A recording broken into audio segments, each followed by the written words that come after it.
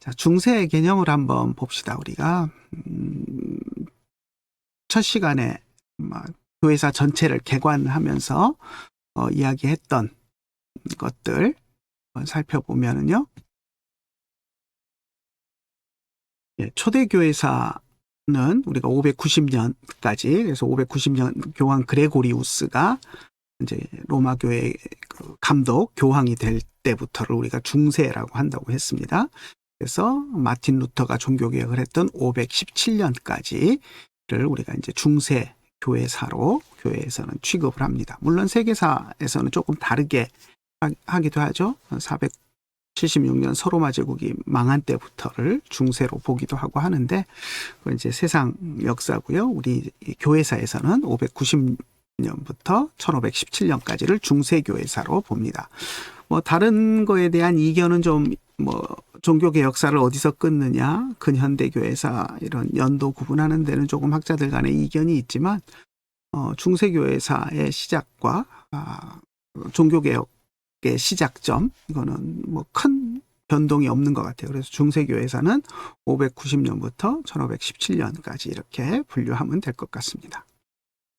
자, 중세라는 말이 사실은 우리가 이제 일반적으로 생각할 때 오늘날 우리들이 만들어낸 용어다라고 생각을 합니다. 오늘날 현대를 중심으로 봤을 때 옛날 고대, 초대, 고대 이런 식으로 옛날을 이야기하고, 그리고 오늘날 현대를 이야기하고, 고대와 현대 중간에 껴있는 시대를 중세 이렇게 부른다고 우리가 보통 생각을 합니다.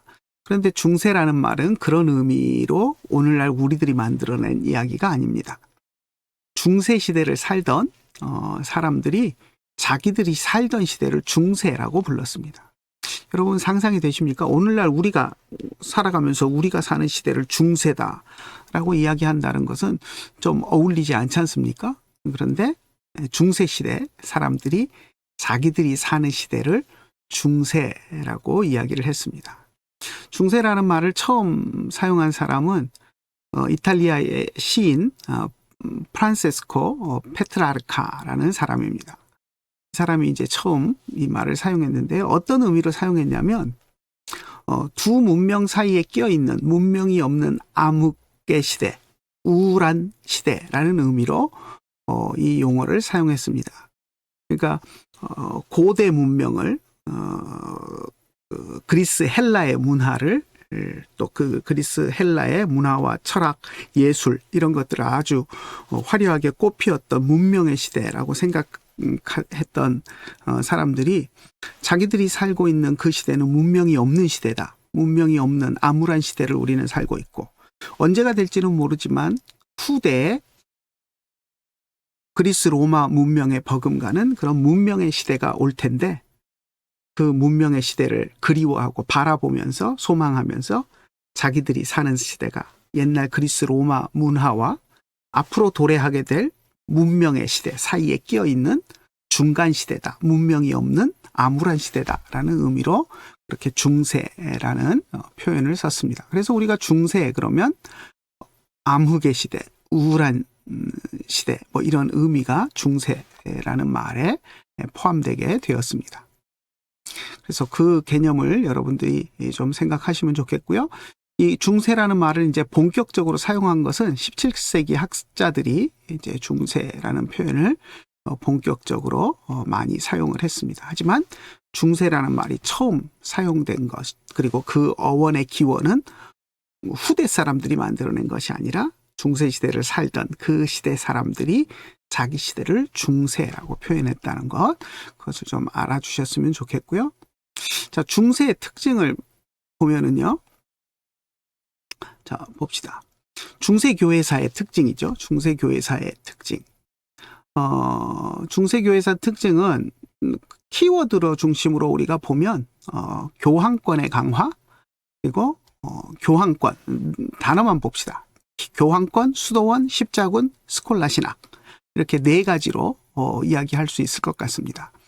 중세가 시작되면서 교황 그레고리우스를 시작으로 해서 이제 교황권이 서서히 강화됩니다. 그 이전까지는 교황이라는 존재가 초대교회 5개, 우리가 이제 큰, 패트리아키 처치라 그러는데요. 대주교자 교회, 기억나시나요? 예루살렘, 안디옥, 알렉산드리아, 그리고, 컨스탄티노플, 로마. 그래서 이 5개 교구가 이제 큰, 교회를 이끌어가는 어떻게 보면 감독자가 있는 그런 리더십을 가진 포지션이었는데, 그러니까 교황도, 로마 교회도 5개 교회를 이끌어가는 리더 그룹 가운데 하나에 불과했습니다. 그런데 이제 서서히 로마 교황이 로마 교회는 베드로의 자리가 있는 교회다. 베드로의 후계자들로서 감독이기 때문에 교회 안에서 절대적인 우위를 가져야 된다. 이런 주장들을 하기 시작했습니다. 그러면서 이제 교황 그레고리우스가 서로마 제국 멸망 이후에 이민족들이 침공해서 어지러운 그 시대, 또 전쟁 이후에 전염병으로 고통받는 그런 사람들을 돌보고 하면서 이제 교황권이 강화가 되는데요. 교황에 대한 절대적인 믿음이 생겨나고 교황권이 강화되고, 그러면서 로마 교회의 감독으로서 다른 동방의 교회들을 향해서 로마 교회의 위상이 최고다 하는 주장들을 계속을 하게 됩니다. 그래서 중세를 거쳐오면서 이제 그것이 자리 잡게 되고요. 특히 교황권이 그래서 이제 강화가 되는데, 그러면서 교황권만 강화되는 것이 아니라 기독교 사상이 이제 사회를 지배하게 되고, 교회가 또 교황의 권력이 세지면서 세속화되고, 그리고 그러면서 이제 신학이 변질되고, 그런 과정들을 거치고요. 그래서 교황권의 강화와 함께 교회 안에 이제 병폐가 생겨나는데, 그것이 기독교 사상의 그런 이제 교회 세상 지배를 통하여서 교회가 세속화되고 신학이 변질되고 하는 일들, 그런 것들이 이제 동시에 일어나는 것들을 우리가 기억해 주셨으면 좋겠고요. 아무튼 교황권 강화, 그게 첫 번째 중세 사회의 특징. 두 번째, 교회가 이렇게 타락하니까 수도원을 중심으로 해서 교회를 개혁하는 운동들이 일어납니다. 그래서 수도원의 개혁 운동, 그래서 시토 수도회, 또 어거스틴 수도회, 이런 식으로 이제 여러 수도회들이 생겨나면서 이제 교회를 개혁하겠다라고 하고, 또 그것에 발맞춰서 많은 사람들이 교회 타락을 비판하는 사람들이 수도원을 지지하는 그런 활동들이 이어지고요. 그래서 수도원장 출신 교황들이 또 생겨나고, 하여튼 수도원을 중심으로 해서 교회 개혁이 일어나는 모습을 보면서 또 수도원이 중요한 역할을 하게 됩니다.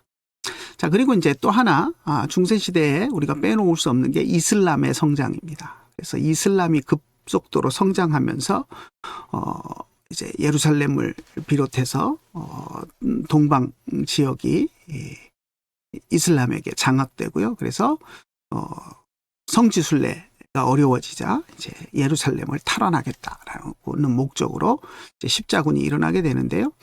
처음 십자군은 이슬람에게 뺏긴 성지를 회복하고 하겠다라는 그런 의도에서 일어났지만, 그 다음에 일어나는 여러 십자군 운동들은 이제 잘못된 형태로 이제 변질되는 그런 것들이 있습니다. 그래서 사실 십자군 운동이라는 것은 중세 초기에도 있었고요. 그래서 여러 가지 이제 형태로 등장을 하는데, 아무튼 십자군 운동이 또 중세 시대에 하나의 중요한 키포인트가 됩니다. 십자군 할 때 우리가 좀 더 자세히 배우도록 하겠고요. 그리고 이제 마지막 네 번째 키워드가 스콜라 신학입니다. 잘못된 중세 신학, 변질된 중세 신학을 대변하는 신학이 우리가 이제 스콜라 신학이라고 이야기하는데, 사실 스콜라 신학이라는 말 자체는 뭐 나쁜 의미가 있지는 않습니다. 스콜라라는 말은 학교, 스쿨이라는 학교에서 왔습니다. 이제 라틴어로 스콜라가 학교인데요.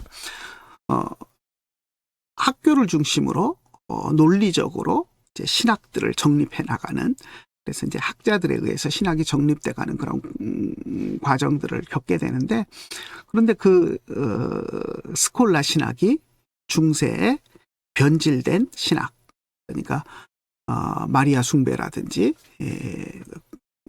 하체설, 연옥설 이런 것들을 이제 변호하는 그런 신학으로 변질됩니다. 그래서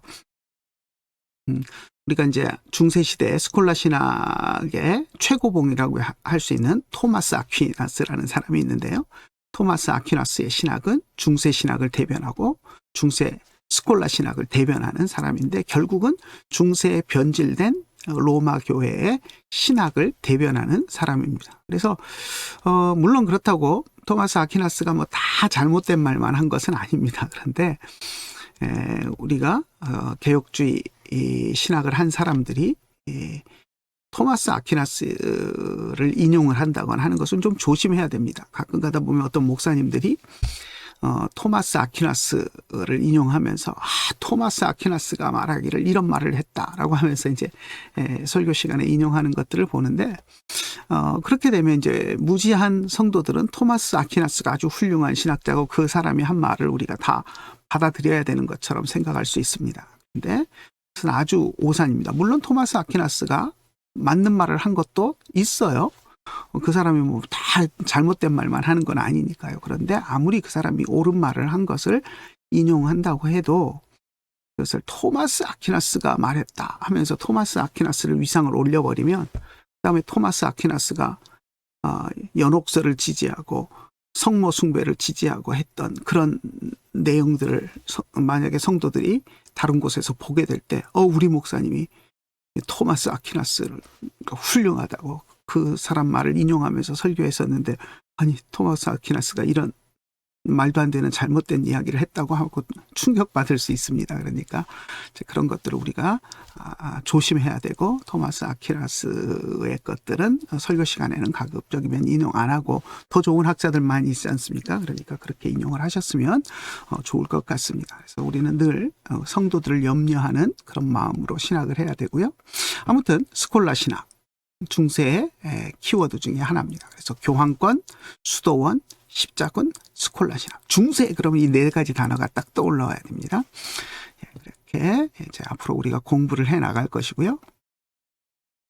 자, 중세를 시대를 구분해 보면 크게 성장기, 절정기, 쇠퇴기 이렇게 나눌 수 있습니다. 성장기는 이제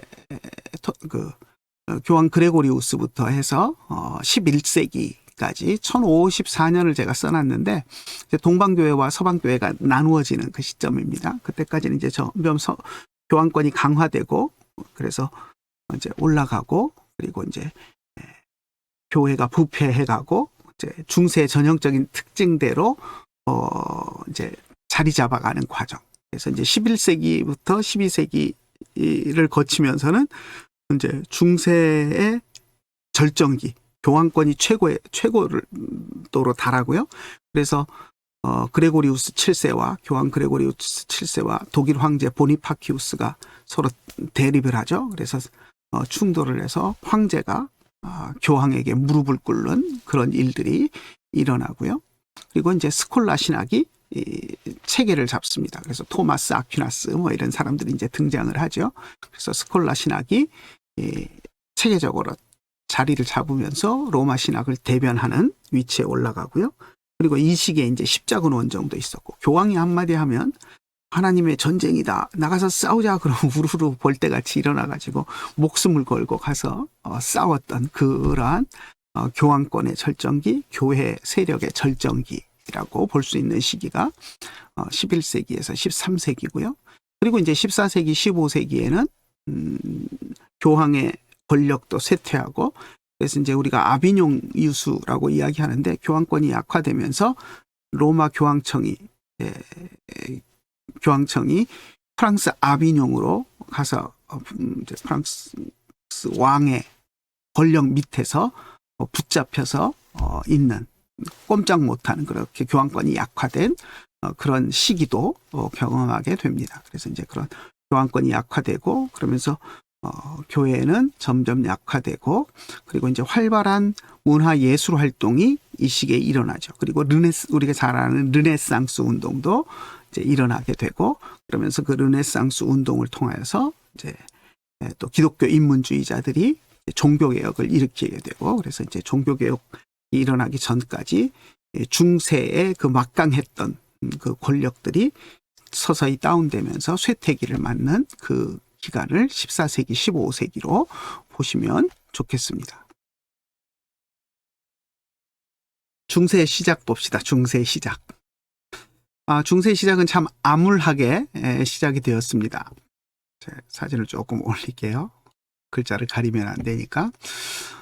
중세가 시작되기 직전에 이제 서로마 제국이 북방 민족의 게르만족이죠. 침입을 받고 멸망합니다. 우리가 이제 뭐 게르만족이라고 이야기를 하는데 중고등학교 역사 시간에 여러분들 게르만족의 대이동 들어보셨죠? 아마 공부를 아무리 안 하셨어도 게르만족의 대이동 이거는 아마 다 들어보셨을 거예요. 이제 뭐 그게 뭔지는 몰라도 게르만족의 대이동 들어보셨을 거예요. 자, 게르만족의 대이동이 뭐냐면 이제 로마 북방에 살던 이제 게르만족. 보통 우리가 이제 게르만족이라고 이야기했는데 대부분 이제 그 유럽의 민족들을 통칭하는 용어라고 보시면 좋을 것 같아요. 여기 보면 제가 이제 게르만족을 쭉 종류별로 구분을 해봤는데 동고트족이라고 부르는 게 있고요. 서고트족, 반달족, 부르근투족, 앵글족, 섹슨, 앵글로 섹슨 뭐 이렇게 우리가 얘기하죠. 영국에 사는 사람들, 영국 섬나라에 사는 사람들까지 앵글족, 섹슨족, 롬바르드족, 프랑크족 뭐 프랑크족은 오늘날 이제 프랑스 계통이죠. 그러니까 이게 프랑스 사람들도 결국 게르만족, 우리가 게르만족 그러면 독일만 생각을 하는데 그게 아니라 유럽 전체적으로 이제 대부분 다 게르만족의 그 분파들이다라고 생각하시면 되겠어요. 근데 이 게르만족이 북방에서 내려옵니다. 북방의 이민족들로 있던 게르만족이 밑으로 내려오는데 그 이유가 뭐냐면 훈족 때문입니다. 훈족 들어보셨나요?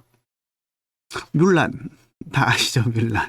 뮬란을 보면 그러니까 뮬란은 중국 배경인데 북쪽의 이민족이 이제 만리장성 넘어서 쳐들어오잖아요. 그게 이제 훈아미입니다. 훈아미. 우리 역사에서는 흉노족이라고 이야기하죠. 흉노족.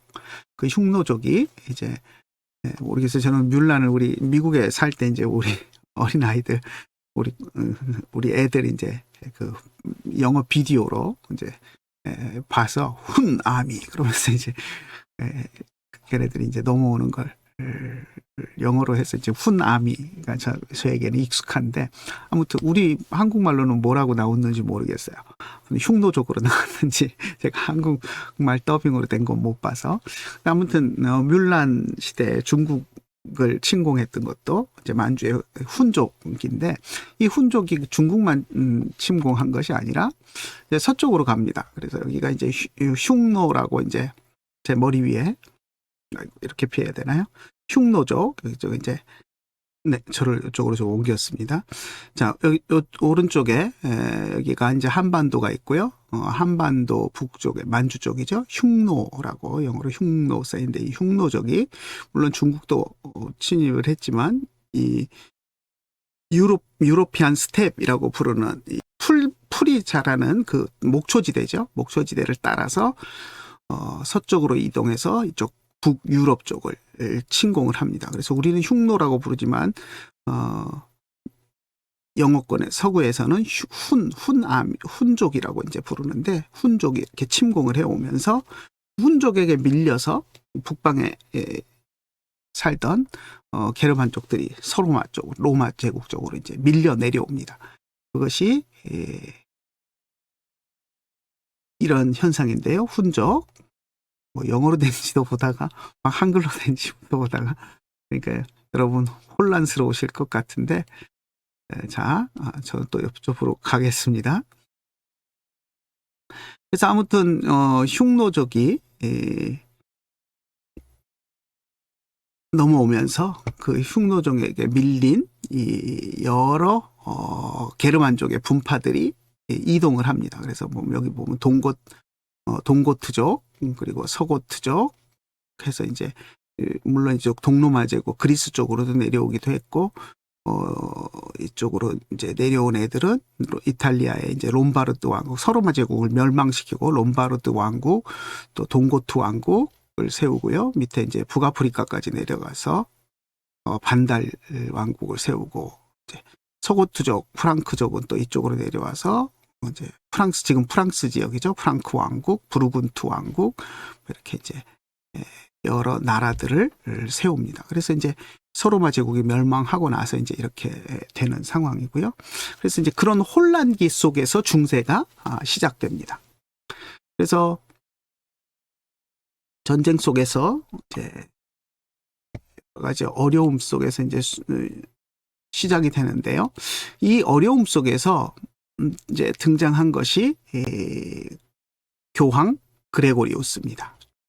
그래서 교황 그레고리우스가 전쟁 이후에 이민족 나라들이 세워지고, 그리고 이제 로마 제국은 이미 멸망했고 아무런 역할도 하지 못하고 이민족의 지배를 받으면서 모든 사람들이 피폐된 그런 상황에서 교황이 이제 교회 시스템을 가지고 이 모든 어려운 상황들을, 백성들의 민심을 돌보는 그런 역할을 합니다. 우리 그레고리우스의 삶을 한번 볼까요?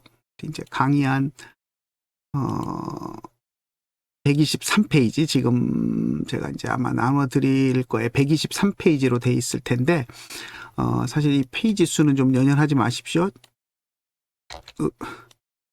지난번에 이제 나눠 드린 거, 중간고사 이전에 나눠 드린 거, 그거하고 아마 페이지 번호 수가 안 맞을 거예요. 제가 중간에 딴 것들을 막 편집하고 이제 이런 과정이 있기 때문에 페이지 수는 신경 쓰지 마시고 보십시오.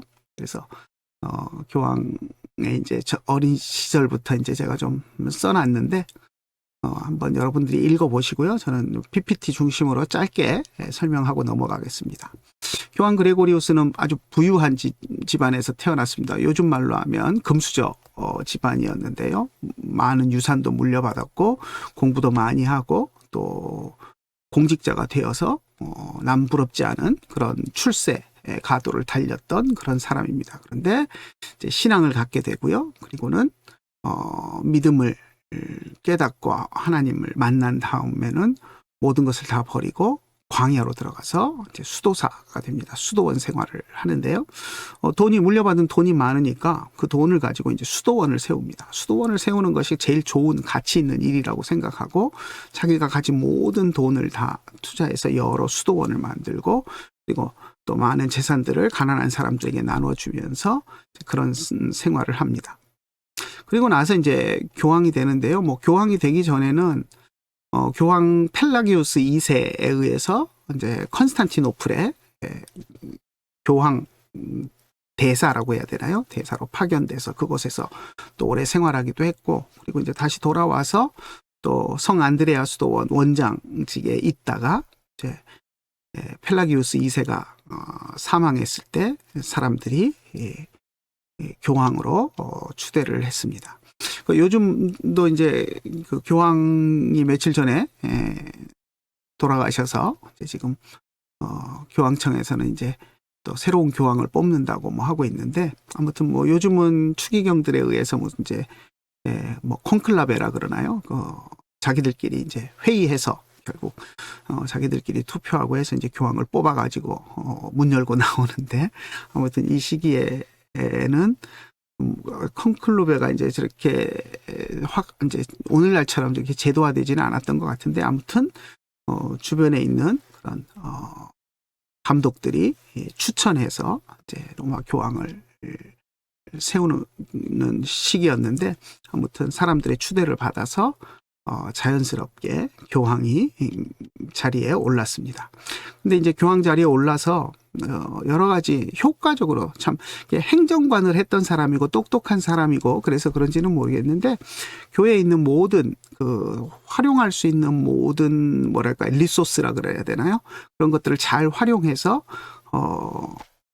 서로마 지역을 잘 돌보는 일을 성공적으로 해냅니다. 그래서 교회의 재산들을 또 잃어버렸던, 그러니까 다른 사람들이 착복하고 가지고 있던 이런 것들 다 되돌려받고, 찾아오고 해서 그런 것들을 정리하고 매각할 건 매각하고 해서 또 돈을 만들어서 그 돈을 가지고 가난한 사람들을 돕고 또 이민족에게 잡혀갔던 사람들 또 협상금이 필요하면 협상금으로 주고 또 사람들을 데려오고 그러니까 전에 없던 일들을 교황이 하니까 사람들의 박수를 받을 수밖에 없죠. 아, 교황이 저렇게 훌륭한 일을 하는구나. 우리 서민들을 위해서 저렇게 하는구나. 교회가 그동안에 헌금만 받고 교회 배만 불려왔던 그런 사람들이 이제 교황이 교회의 재산을 가지고 서민들을 위해서 일해 주는구나 라는 것을 보면서 사람들이 로마 교황을 추대하고 로마 교황의 위상을 높이기 시작합니다. 그래서 그런 것들로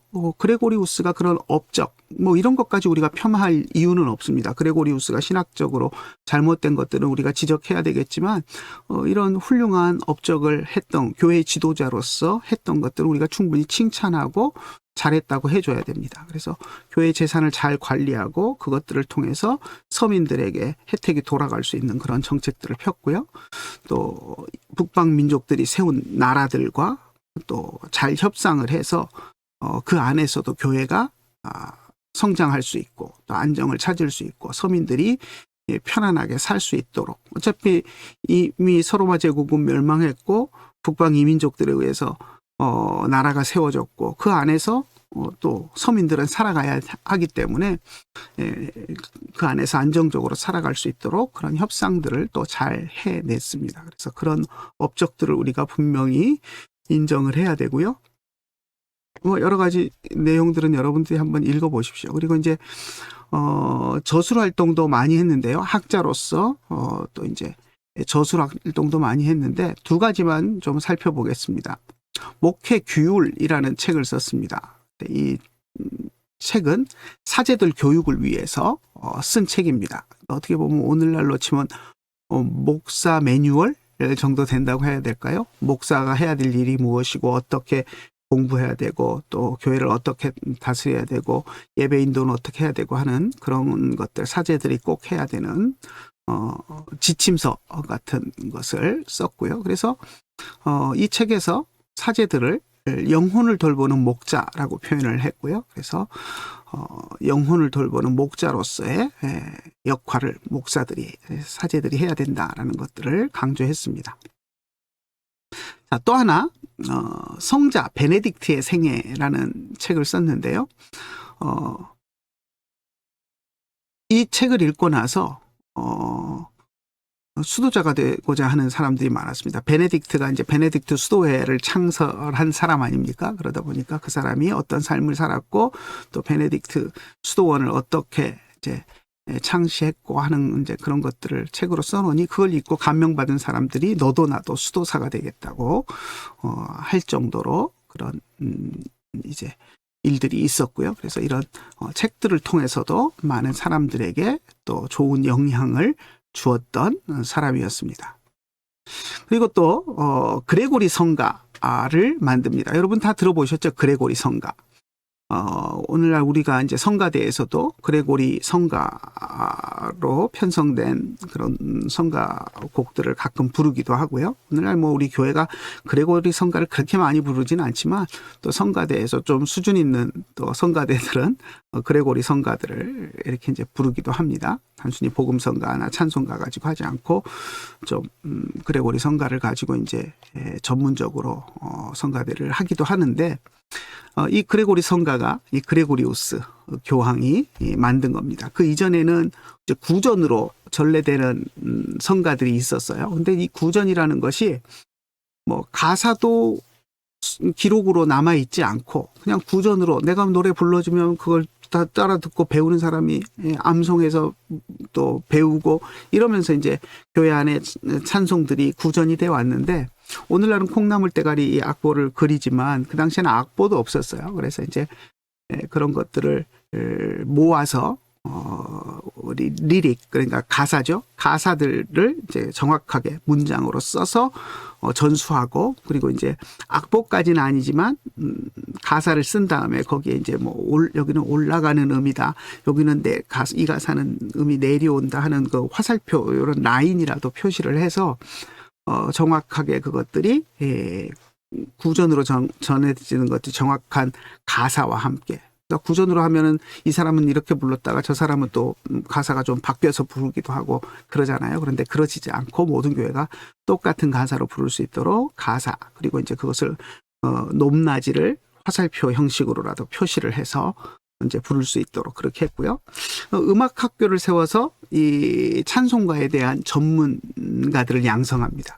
그래서 이제 그것이 시작이 돼서 나중에 이제 네우마라고 불리우는 그 요즘은 이제 동그랗게 해서 콩나물 대가리를 그리는데 옛날에는 이 사각형, 정사각형 점으로 높낮이를 선 4개인가 그려놓고 거기에 이제 표시를 하는 그런 형태로 악보를 이제 그리게 되는데, 이제 이런 전문가들이 양성되다 보니까 나중에 그런 악보들이 이제 그려질 수 있는 그런 배경이 됩니다. 그래서 그레고리우스가 기존에 그렇게 구전으로 내려오던 음악들을 정리해서 교회의 성가들을 정리를 했는데 그것을 우리가 그레고리 성가라고 이야기합니다.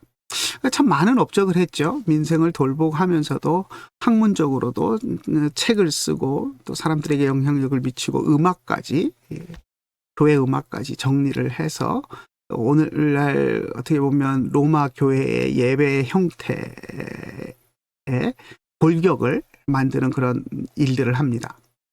그뿐만 아니라 이제 선교사도 파송을 하는데요. 잉글랜드까지 선교사를 파송하는 그런 일들을 하고요. 또 여러 가지 이제 신학 사상들을 또 주장을 하는데, 이것이 이제 오늘날 중세 로마 교회의 신학의 변질의 시초가 되었고 오늘날까지도 이제 영향을 주는 그런 로마 교회의 잘못된 신학, 이것이 대부분 그레고리우스 때부터 시작이 됩니다. 그래서 여러 가지 면에서 좋은 일도 많이 했지만 우리가 중세 교회가 신학적으로 변질되고 타락하는데 결정적인 역할을 한 사람이 또 어떻게 보면 그레고리우스입니다. 그래서 그런 의미에서 요한 그레고리우스는 참 중세를 시작하는 사람으로서 우리가 이제 큰 의미를 갖습니다. 중세 교황권이 강화되는데 이제 시발점이라고 해야 되나, 스타트를 끊는 그런 사람이었고, 중세 신학의 변질에도 또 스타트를 끊는 그런 역할을 했습니다. 이제 공로주의 구원관을 이야기를 했습니다. 오늘날 로마 교회가 공로주의 구원관을 이야기를 하죠.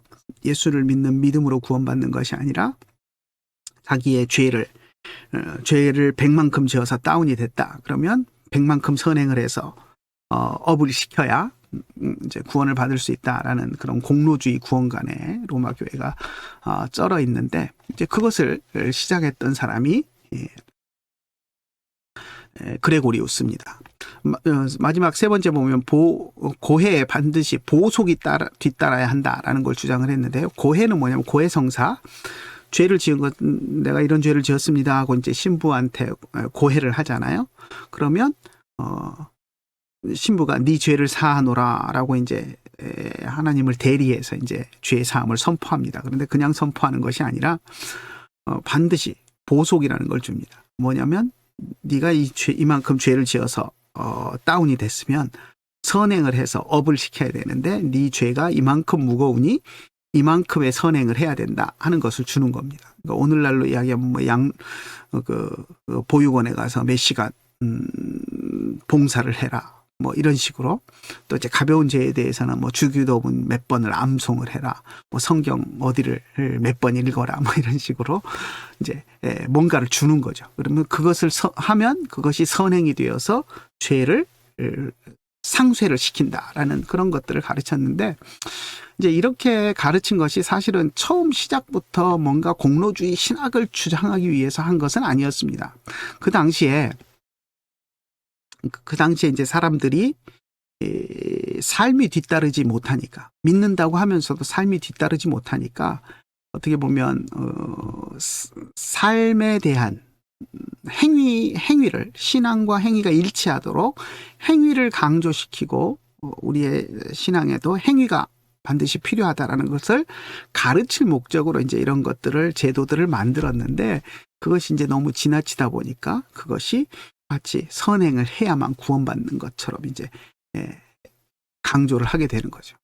오늘날도 우리가 이제 교회 안에 보면 우리가 이제 분명히 우리 개혁주의 신학은 예수님을 믿는 믿음으로 100% 하나님의 은혜로 구원받는 건데, 그러다 보니까 이제 우리 신앙인들이 뭐랄까 신앙에 나태하게, 그리고 세상에서 무감각하게 죄 짓고 살다가 주일날 와서 예배드리면서 주님의 은혜로 내가 구원받습니다 하고 또 세상 나가면 마음대로 정말 잘못된 삶을 살고 전혀 그리스도인답게 살지 않는 그런 모습을 보면서 또 많은 목사님들이 행위를 또 강조하다 보니까 또 행위가 있어야 구원을 받는 것처럼, 행위를 통해서 구원받는 것처럼 또 이야기를 하는 그런 경우들이 생겨나는데, 아무튼 그레고리우스도 그 시대에 사람들이 신앙과 믿음과 행위가 불일치하는 면들을 보면서 행위를 강조하는 측면으로서 이제 이런 것들을 강조했는데, 그것이 이제 지나쳐서 공로주의 신학을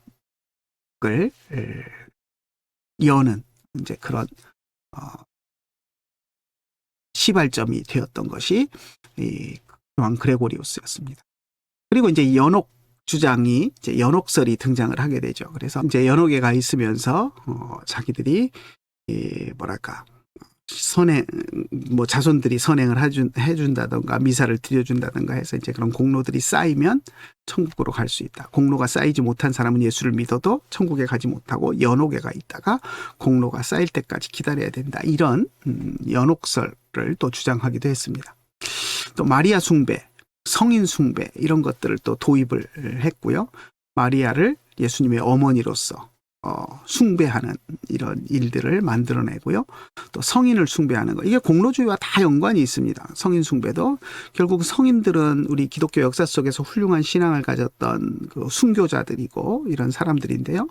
이제 그들은 순교하고 또 훌륭한 신앙의 행위를 통하여서 하나님 앞에 바른 삶을 살았던 그런 믿음의 행위를 통해서 자기들이 구원받을 수 있는 그 뭐랄까 공로를 충분히 쌓았다라고 이제 이야기를 하는데, 그 사람들은 쌓고 이제 죄 지은 것보다 공로가 더 많아서 상쇄되고 남는 공로가 이만큼 잔뜩 있다는 걸 전제를 합니다. 그래서 이제 그것이 하늘 그 창고에 쌓여 있는데, 이 사람들을 숭배하고 이 사람들에게 잘 보이면 이 사람들이 쌓아놓은 남은 공로가 우리에게 와서 우리가 또 이제 그 공로를 전가받아서 구원받을 수 있다. 이런 주장들이 되는데요. 그러다 보니까 이제 그 성인들을 숭배하고 그 성인이 쌓아놓은 공로를 받으려고 노력하고 숭배를 통해서 받으려고 하는 그런 것들이 생겨납니다. 그리고 이제 나중에 이제 중세 시대에 그 면죄부라는 것이 이제 교황이 그 성인들의 공로가 쌓여 있는 그 창고의 열쇠를 교황이 갖고 있기 때문에 교황이 네 죄를 사하노라 하면서 이제 사인을 하면 그 창고에 있는 남은 공로들을 너에게 줄 수 있다. 뭐 이런 신학적인 그런 근거에서 그 면죄부도 교황이 사인해서 면죄부를 써주면 그냥 공로가 한꺼번에 이제 창고에 남아 있는 공로들을 확 줘서 그것이 상쇄될 죄를 상쇄할 수 있도록 만든다 하는 그런 말도 안 되는 그런 신학적인 변질들이 교황 그레고리우스부터 시작이 되었습니다. 그래서 이런 교황 그레고리우스의 물론 업적도 있지만 신학적인 이런 과오라고 해야 되나요? 과실이라고 해야 되나, 이런 것들이 분명히 있다라는 것을 우리가 기억해야 되고요. 자, 그리고 이제 125페이지 마지막 부분에 보면 이제 여기는 서로마 제국의 이야기였고요. 이제 동로마 제국에서 또 중요한 인물이 하나 있습니다. 동로마 제국은 이제 황제인데요. 황제, 동로마 제국의 황제 유스티니아누스를 우리가 이제 생각을 해야 됩니다. 뭐 간단하게 제가 정리를 했는데 여러분들은 강의 한 쭉 읽어보십시오. 한번 제가 그래도 정성 들여서 썼으니까 한 페이지 정도밖에 안 되니까 좀 읽어보시고요. 평민 출신으로 이제 황제가 되었습니다. 그러다 보니까 신분을 가리지 않고 인재를 등용해서 나라를 다스리기 이게 되고요. 그래서 이제 그런 인재들이 요소에서 나라를 잘 다스리는 그런 원동력들이 됐고요. 서로마 제국이 멸망한 다음에 사실 이 동로마 제국에는 형제 나라인 서로마 제국을 회복해야 된다라는 그런 좀 거룩한 뭐랄까 그 의무감 이런 것들이 있었는데, 그래서 이제 군사력을 동원해서 서로마 쪽으로 서로마 제국의 영토 회복을 위해서 노력하고, 그래서 이제 이탈리아 반도 그리고 이제 북아프리카 일부 지역 이렇게 해서 이제 좀 영토를 상당 부분 회복하는데 성공하기도 합니다. 아무튼 서로마 제국 영토를 회복하기도 하고요. 이제 주요 도시들의 수로 시설을 확장합니다. 여러분들 수도교라고 아시나요?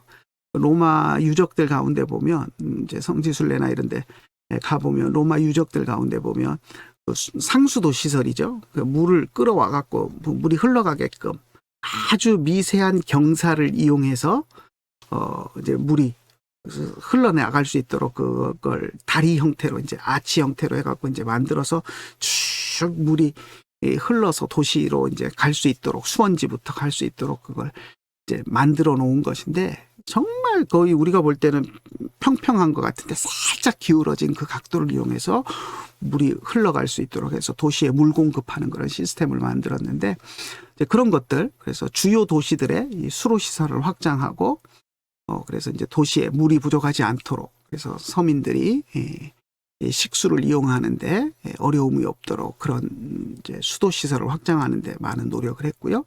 또 이제 전쟁에 대비해서 주요 도시들마다 요새를 만들고 군 자재라고 해야 되나요?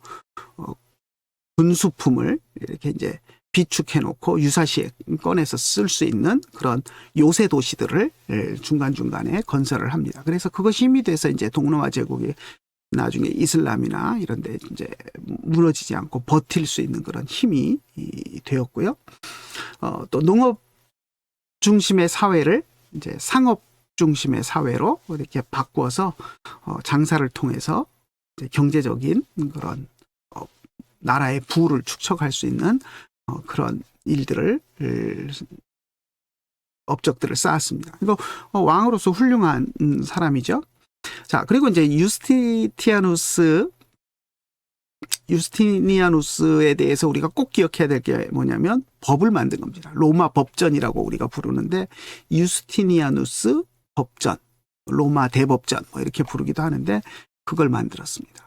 그래서 그것이 오늘날 서구 유럽은 물론이고 우리나라도 그렇고 전 세계의 그 헌법을 만드는데 그런 기초가 되는 법전입니다. 그래서 이 유스티니아누스 법전은 세계적으로 지금 뭐 현재 법을 공부하는 사람들은 너무나 잘 아는 그런 것입니다. 그래서 로마법 대전이라고 할 수 있는 유스티니아누스 대전을 만든 황제다. 그래서 현대 법 체계를 완성한 사람이다라고 기억하면 좋겠습니다. 그리고 이제 성 소피아 성당, 컨스탄티노플에 있었던 이 성 소피아 성당이 화재로 이제 소실이 됐는데, 그것을 또 정성스럽게 재건하는데 또 역할을 했던 황제가 유스티니아누스 황제였습니다. 이름 기억해 놓으십시오. 서로마 제국에서는 교황 그레고리우스가 중세를 열면서 이제 서로마 지역에 엄청난 공로를 세웠다면, 동로마 제국에서는 황제 유스티니아누스가 이런 나라를 튼신하게 하고 또 중세를 여는 시점에서 여러 가지 업적을 세우면서 중세의 시작을, 포문을 열었던 사람이었다라고 기억해 주시면 좋겠습니다.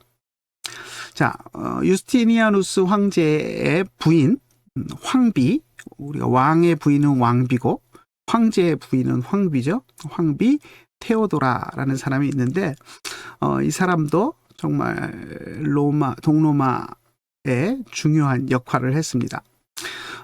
이 사람이 어린 시절에 그 뭐라고 해야 돼? 서커스단이라고 해야 되나요? 서커스단에서 이제 여자 아이, 그 서커스 하는 그 단원 이런 일들을 하면서 어렵게 컸습니다. 그러면서 학대도 많이 받았고 이랬는데 이제 여러 인생의 굴곡진 자리를 거쳐서 황제 부인이 됐습니다. 황제 부인이 됐는데 그래서 자기가 어린 시절에 어린 여자아이로서 겪었던 그런 것들을 잊지 않고 여성 인권 운동에 또 많은 일을 합니다. 그래서 유스티니아누스 법전 안에 여성 인권이 증징되는데 일조를 합니다. 그러니까 예를 들면 제가 강의 안에도 써놨는데 똑같은 살인이라고 해도 여자를 죽인 죄는 별로 그렇게 심각하게 처벌을 안 받았었거든요. 그런데 여자를 죽였던 남자를 죽였던 똑같이 살인죄로 똑같은 처벌을 받도록 그렇게 이제 법을 제정하도록 하는데 역할을 했고요. 또 이 여자가 노예인 경우 태어나는 자녀들이 다 태어나면서부터 노예가 되도록 옛날 법은 그랬는데 이제 유스티니아누스 법에서는 엄마가 노예라도 태어난 아이들에게는 자유인으로 살아갈 수 있는 그런 신분을 보장해주는 그런 법들을 만들었습니다. 그리고 상속에 있어서도 딸이나 아들이나 동등한 몫을 상속받을 수 있는 법을 만들고요. 이런 식으로 여성 인권에 아주 많은 공헌을 했던 사람입니다. 그리고 이제 하나의 일화가 황제에게도 직언을 했던 그런 일화가 있는데요.